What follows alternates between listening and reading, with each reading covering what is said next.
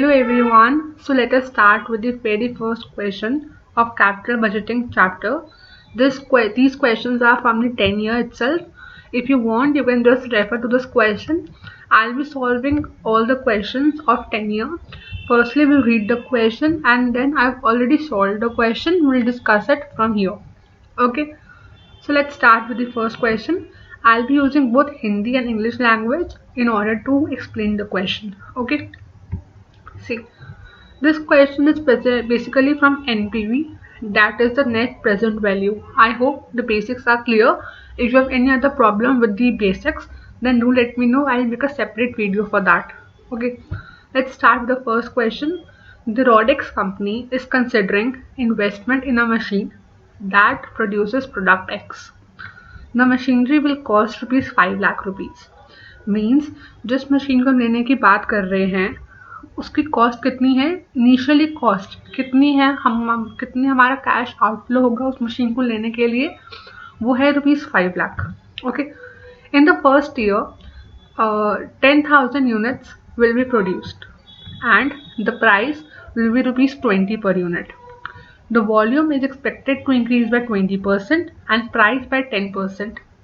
Okay, means in the first year this data would be applicable, but next year से मतलब year number 2 से हमारा जो data होगा उसको हमें इंक्रीज करना पड़ेगा by 20 and 10% respectively. Okay, the material that is used to manufacture the product is becoming more expensive.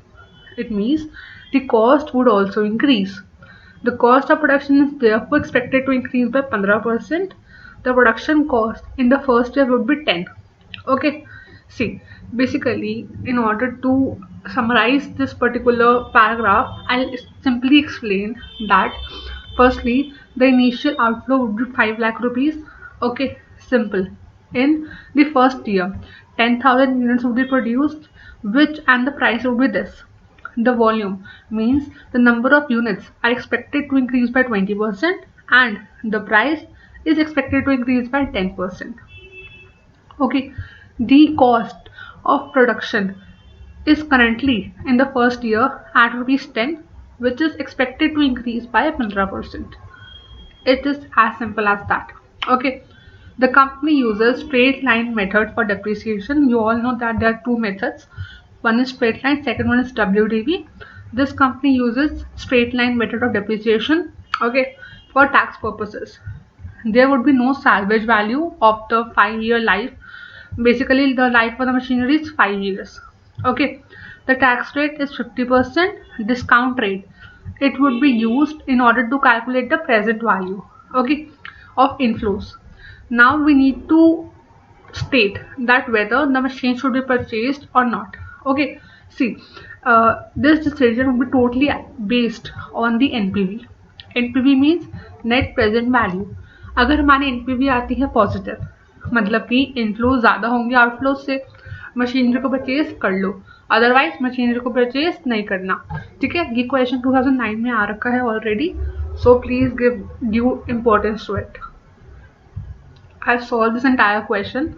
This is question number 1. Okay, see, basically हम 3 टाइप के फ्लोज को कैलकुलेट करते हैं. पहला होता है इनिशियल कैश आउटफ्लो, फिर होता है सब्सिक्वेंट कैश इनफ्लो, थर्ड होता है टर्मिनल कैश इनफ्लो. ठीक है, इन तीनों को कैलकुलेट करते हैं, फिर हम इन तीनों से प्रेजेंट वैल्यू निकालते हैं इनफ्लोज की और आउटफ्लोज की, एंड देन हम इस फॉर्मूला में पुट इन करते हैं एनपीवी के फॉर्मूला के अंदर.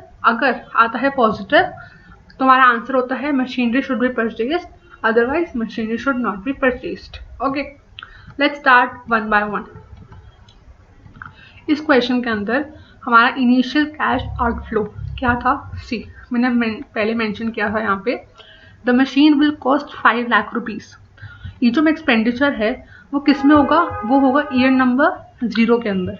ठीक है, मतलब वो क्या हो गया हमारा initial cash outflow, price of the new machine 5 lakh rupees. ठीक है, जब हमने खर्चा किया है मशीन के ऊपर, कुछ उससे इनफ्लो भी आएंगे हमें. अब जो इनफ्लो आ रहे हैं वो फर्स्ट ईयर से आने स्टार्ट होंगे. ऑब्वियसली बात है, मशीन लगाती तो प्रोडक्शन स्टार्ट होने जाएगी. ईयर 1 का डेटा हमें गिवन है. ईयर 1 के अंदर 10,000 यूनिट्स जो थे वो प्रोड्यूस हुए थे. ओके, और उनका प्राइस क्या था 20।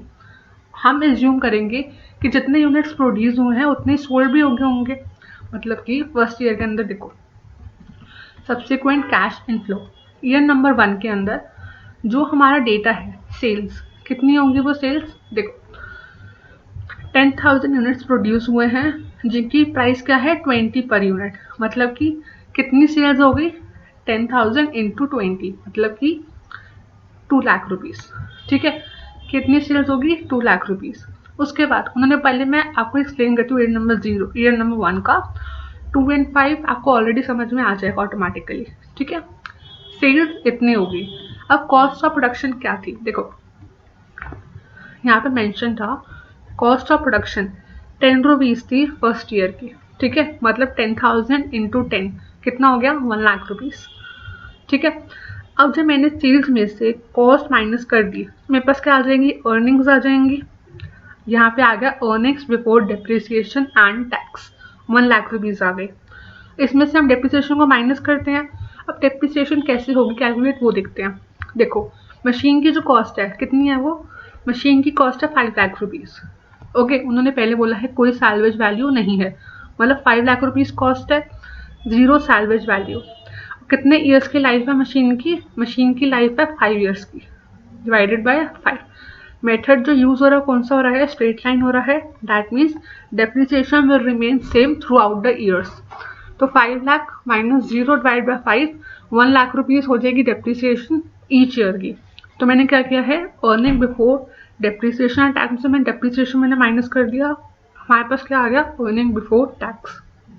ओके, अब फर्स्ट ईयर के अंदर अर्निंग बिफोर टैक्स क्या है नील है हमारा, तो टैक्स क्या होता है टैक्स निकलता है अर्निंग बिफोर टैक्स के ऊपर। ये जब 0 है तो टैक्स भी 0 आएगा, जिसकी वजह से 0 माइनस 0 क्या हो जाएगा अर्निंग आफ्टर टैक्स 0। ये तो हमारा आ गया earning after tax. We need to calculate inflows.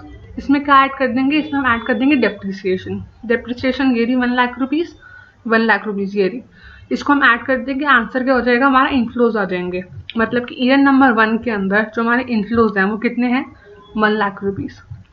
Similarly year number 2 to 5 का हमने एक सेट बना लिया। इसमें ऐसा मैंने क्यों किया, क्योंकि इसके अंदर क्या है डेविएशंस नहीं है, इसके अंदर डेटा सेम है।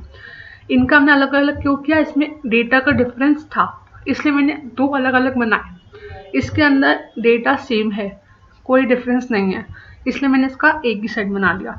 Okay, I hope this is clear. Now in this question से उन्होंने बोला है ईयर नंबर फर्स्ट में तो ये है subsequently the volume will increase by 20%। 10,000 का 20% अगर आप कैलकुलेट करते हो तो क्या आता है 10,000 का 20%, answer comes out to be 2,000।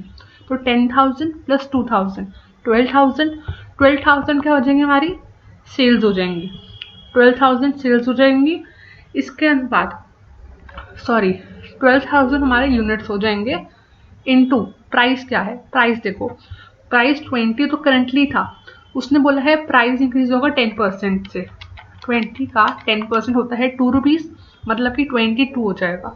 तो 12,000 इंटू 22 आंसर क्या होता है 12,000 इंटू 22 आंसर होता है 2,64,000 रुपीज़। ओके, वो आ गई सेल्स। अब उन्होंने बोला है cost of production will increase by 15%। 10 का 15% 1.5, 10 प्लस 1.5 कितना आता है 10 प्लस 1.5 11.5 इंटू 12,000 करेंगे। ठीक है, तो क्या आंसर आ जाएगा 1,38,000। माइनस कर देंगे earning before depreciation and tax इतना आ जाएगा, माइनस कर देंगे depreciation earning before tax, minus कर देंगे टैक्स कितना है टैक्स हमारा है 50%, जो हमारी अर्निंग बिफोर टैक्स है उसका 50% करेंगे, आपका आ जाएगा टैक्स का अमाउंट, फिर आ जाएगा अर्निंग आफ्टर टैक्स। ठीक है, जो भी आपका अर्निंग आफ्टर टैक्स है इसमें हम ऐड कर देंगे डेप्रिसिएशन, क्या आ जाएगा इनफ्लोज आ जाएंगे। ईयर नंबर 2 से लेके 5 तक के इनफ्लोज क्या है 1,13,000। ओके, अब देखो हमारे पास इनफ्लोज आ गए। अब हम देखेंगे टर्मिनल कैश इनफ्लो कितना है। टर्मिनल कैश इनफ्लो हमारा है नील, क्यों, यहाँ मेंशन है there would be no salvage value of the machine after 5 years. That means terminal cash inflow क्या है, nil है. Okay, I hope this is clear. अब तो आपने ये सब निकाल लिया, ठीक है. मोर देन 50% हमारा टास्क हो गया डन, ठीक है. अब हमें निकालनी है प्रेजेंट वैल्यू. सी, हमें एनपीवी के बेसिस पे विल जज हमें मशीन लेनी है या नहीं लेनी. एनपीवी को निकालने के लिए we need to calculate present value. अब हम निकालेंगे present value. Present value of outflow आपको पता है, कैसे पता है मैम?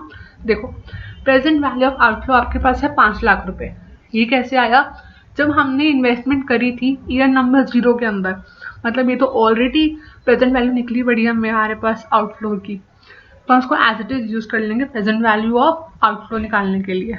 ये देखो, प्रेजेंट वैल्यू ऑफ आउटफ्लो कितना है? 5 लाख रुपीज. तो हमें निकालना है प्रेजेंट वैल्यू ऑफ इनफ्लोज. वो देखो, हमारे पास ईयर पता है 1 2 3 4 5. पहले साल में कितना था इनफ्लो? 1 लाख रुपीज. 2 से लेके 5 तक कितना था? 1,13,000 रुपीज. हमने निकाल लिया पीवी फैक्टर. कैसे आता है वो देखो. पीवी फैक्टर आपके पास 20% था डिस्काउंटिंग रेट. हमने क्या करना है? 1 डिवाइडेड बाय 1.2. मैंने क्या करा? 1 divided by 1.2 and then equal to 0.833. आपको ये नंबर 2 का निकालना है. एक और बार इक्वल टू प्रेस करो 0.694. एक और बार करो 0.579. एक और बार 0.482 एंड देन वंस अगेन 0.402. ठीक है, ये तरीका होता है पीवी फैक्टर निकालने का. 20% था, मैंने 1.2 लिया. 30% होता मैं 1.3 लेती. 1 डिवाइडेड बाय 1.3. अगर 5% होता मैं 1/1.05 लेती. ठीक है, यहाँ ध्यान रखने की जरूरत होती है. ठीक है, ऐसे होता है. With practice you will understand all these terminologies, वरना इतना डिफिकल्ट नहीं है. ओके, हमने क्या किया? ईयर लिख लिया, अमाउंट लिख लिया. अब मैंने लिख दिया PV factor. You just need to multiply amount with PV factor. आपके पास आ जाएगी present value. Clear? 1 lakh into 0.833, answer आ जाएगा 83,300. Similarly 1,13,000 into 0.694, 78,422. इन सबको ऐड कर लोगे, आपके पास आ जाएगी प्रेजेंट वैल्यू ऑफ इनफ्लोस. ये आ गई. अब एनपीवी निकालेंगे. Present value of inflow minus present value of outflow. Inflow ये था, आउटफ्लो ये था. आंसर क्या आ गया? नेगेटिव. नेगेटिव आ गया मतलब कि inflow are less than outflow. Obvious सी बात है, मशीन को क्या करना चाहिए? नहीं करना चाहिए purchase. Machine should not be purchase. क्यों नहीं परचेज करनी चाहिए? क्योंकि हमारी एनपीवी क्या आ रही है? नेगेटिव आ रही है. I hope this is clear. This completes our entire question. I hope you have understood this question. In case you have any other question, feel free to message me in the comment section below.